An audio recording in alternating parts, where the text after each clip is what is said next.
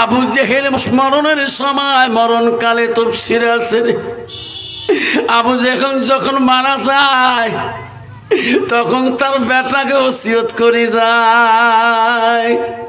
আব্বা আমাদের মধ্যে কেউ আছে মরবার সময় কয়, বেটা রে আমি তো চলে যাব, ও বেটা এই 7 বিঘা সম্পত্তি তোমরা 4 ভাইয়ে ভাগ বটরা করে নেবেন। আবু জেহেল ওসিয়ত করলেন তার বেটাকে। আবু জেহেল বলল, বেটা, আবু জেহেলের বেটার নাম শুনি নাও আকরামা। আবু জেহেল একটা বেটা ছিল আকরামা। ওরে বেটা, আমি আবু জেহেল তোর বাবা বলিয়া যাই, এই মক্কার জমিনে মদিনার জমিনে আমি মুহাম্মাদের ধর্ম পছন্দ করি নাই রে বেটা। বেটা দেখ, যত চ্যালেঞ্জ করছিলাম, লড়াই করছিলাম, মুহাম্মদ আমার সাথে যত কিছু করছিল, আমি কিন্তু মুহাম্মাদের ধর্ম গ্রহণ করি নাই। আমি যদি মরি যাই রে বেটা, তুমি যদি মুহাম্মাদের দলে যাও তাহলে আমার জাত কুল একটাও থাকবে না। বাবা বেটা বল। বেটা আকরামা বলছে, বাবা কথা দিয়ে গেলাম গো বাবা, তুমি যখন মুহাম্মাদের ধর্ম পছন্দ করো নাই, আমি আকরামা পছন্দ করব না। যেরকম নাউজুবিল্লাহ। বাপজন আমার শোনার চানা, বাপ যদি মুত্তাকিন পরহেজগারি আল্লাহওয়ালা হয়, তার বেটা আল্লাহওয়ালা মুত্তাকিন হবে। যেরকম ঠিক না ঠিক? বাপ যদি বেনামাজি হয় তার বেটা বেনামাজি হয়ে যাবে। বাপ জীবনে মসজিদে যায় না, নামাজ পড়ে না, কোথাও বেটা নামাজ পড়বে? বাপ মসজিদে দরজা দুয়ার চেনে না, বেটা চিনবে? বাপ দিনে 3 বোতল করে খায়, খেয়া ওই ডাঙ্গা হাতি মেহনাপুরে আসতে পারে না। তো বেটা খায়, বাপ খায়, বেটা খায়, বাপ যখন 2 বোতল খায় তাহলে আমি 3 বোতল খেয়া দেই। ঠিক না ঠিক?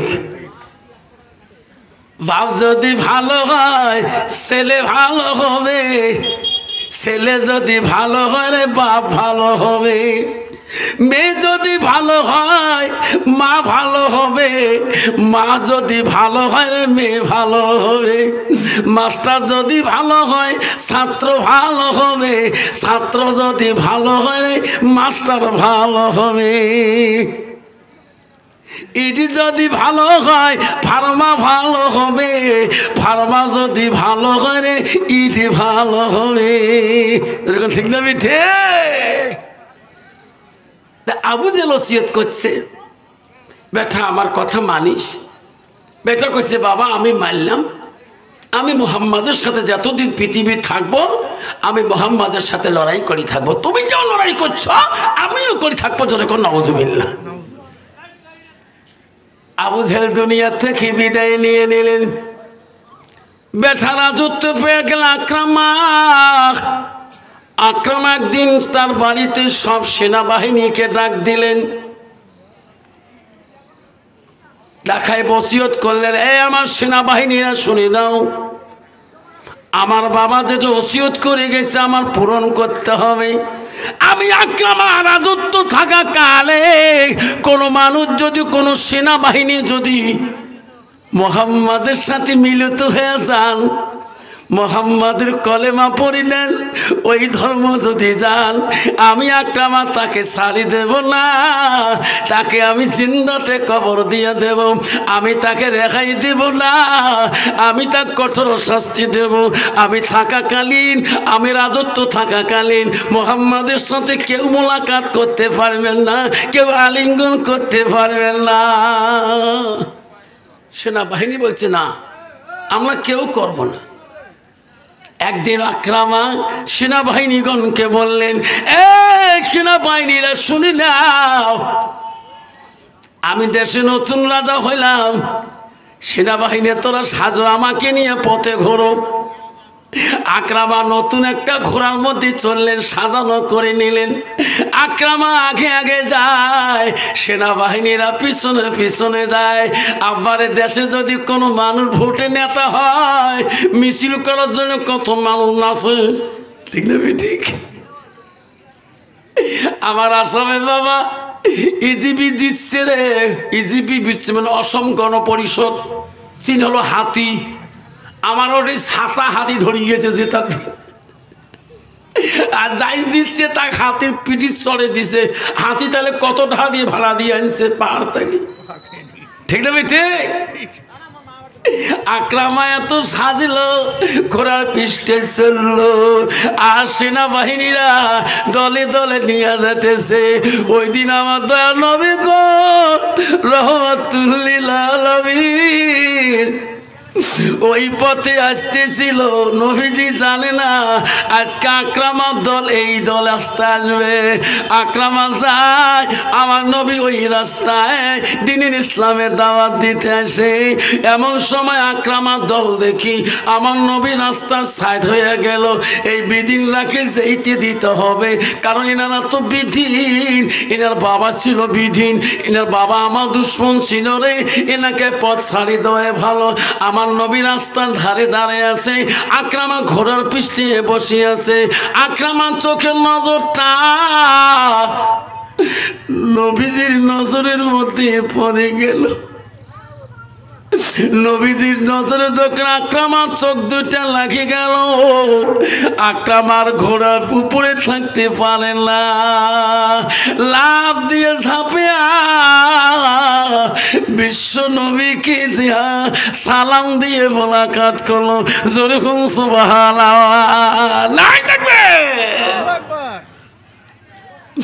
মোহাম্মদ রে ভাই, আমি কথা দিলাম ভাই, আমার আব্বা তোর সাথে দুশ্মনী করতে পারে, আমি করব না। যেরকম সুবহানাল্লাহ। ভাই তুমি আমার জন্য দোয়া করবা যাতে আমি দেশের রাজত্ব ভালো করে চালাতে পারি। নবী বলো ভাই রে আকরামা আমার কাছে যখন দোয়া আশীর্বাদ চালি যা, আমি দোয়া করব রে ভাই, তুমি যা। আল্লাহ নবীর সাথে যখন মোলাকাত করলো, সালাম দিল, সেনাবাহিনীরা নিজের চোখে দেখলেন সর্বনাশ, এটা পাগলা রাজা নাই। ই আইন করছে মোলাকাত করা যাবার নয়, ই আইন করছে সালাম দেওয়া যাবার নয়। ইয়ে যে মোহাম্মদের কাছে এত মোলাকাত আলিঙ্গন। দেশ ঘুরে বাড়ি আসলেন, সব সেনাবাহিনী আসিয়া আকরামাকে ধরল। মহারাজ আপনি আইন করলেন কি হলো কি? আপনি আগে কেন মোহাম্মদের সাথে মোলাকাত করলেন? ওই মোহাম্মদ তো তোর বাবার এক নম্বর দুশ্মন ছিল, তুমি কি আইন সংবিধান পাশ করিয়ে তুমি আগে মোলাকাত করলি কেন? আইনটা তাহলে তোরে আগে কতল হবে, তারপর আমাদের বিচার হবে। সেনাবাহিনী ডিমান্ড করলো, ও মহারাজ আগে তোমার কতল হওয়া লাগে।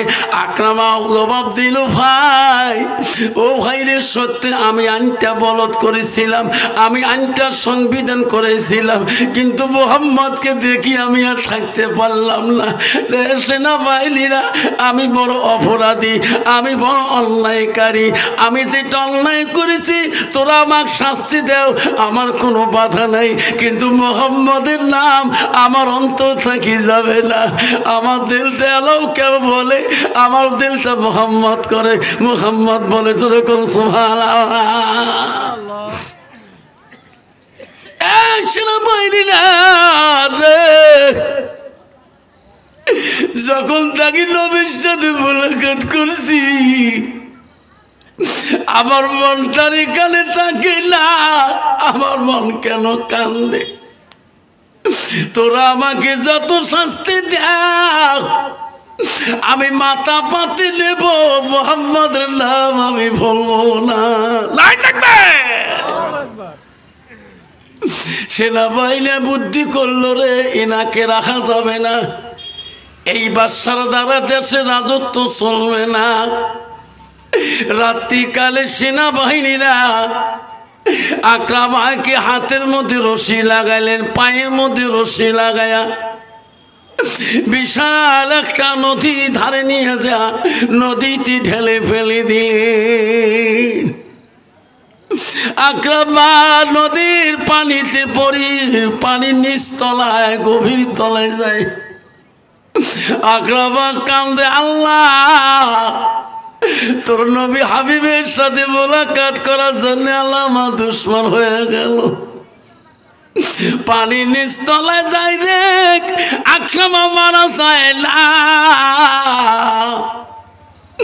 নদীর তলে যত প্রাণী জলজন্তু আছে আকরামাকে খাবার সামনে যায়।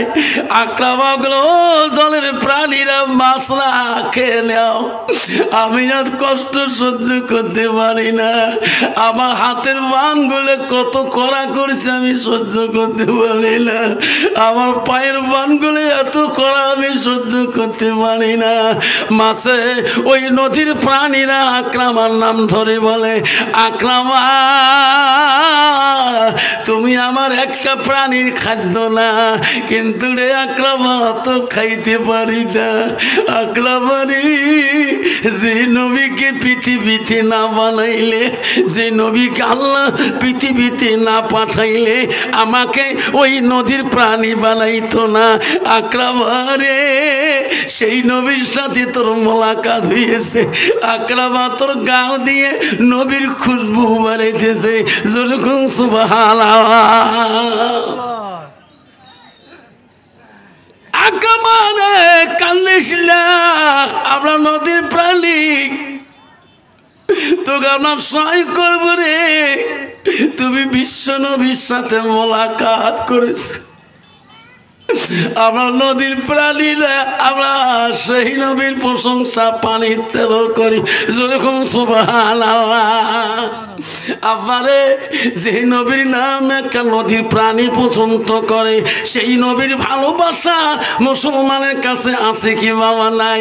আল্লাহ নবী বলল কি, লা ইউমিনুনা আহাদুকুম হাত্তা আকুনা হাব্বা ইলাইহি মিন ওয়ালিদিহি ওয়া আওলাদিহি ওয়ান নাসি আজমাইন।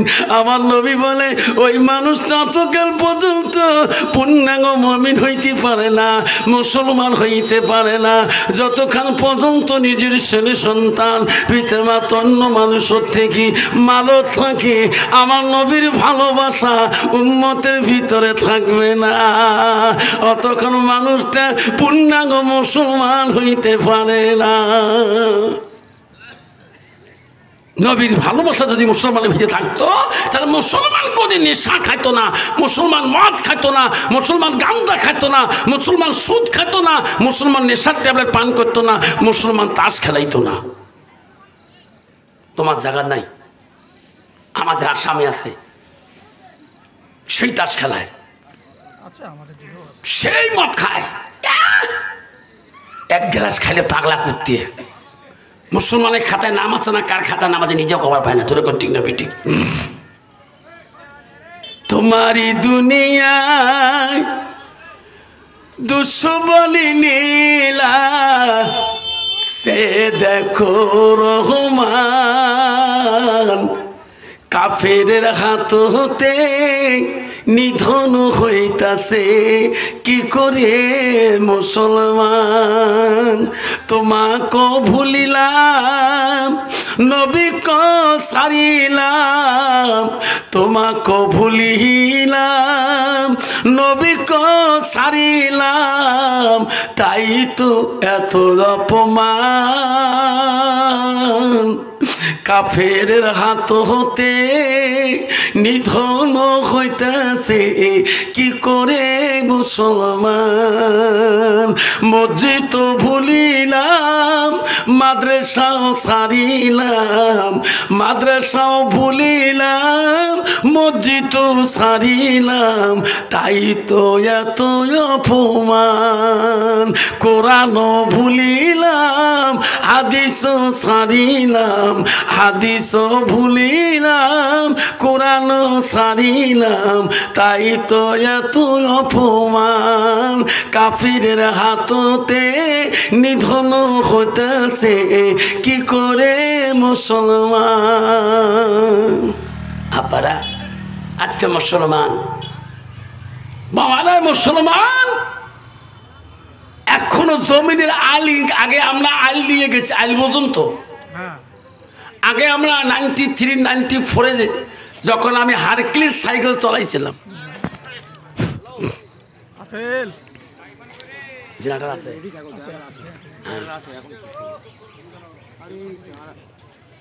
দোষু পাই না। আল্লাহুম্মা সাল্লি আলা সাইয়্যিদিনা মুহাম্মদ।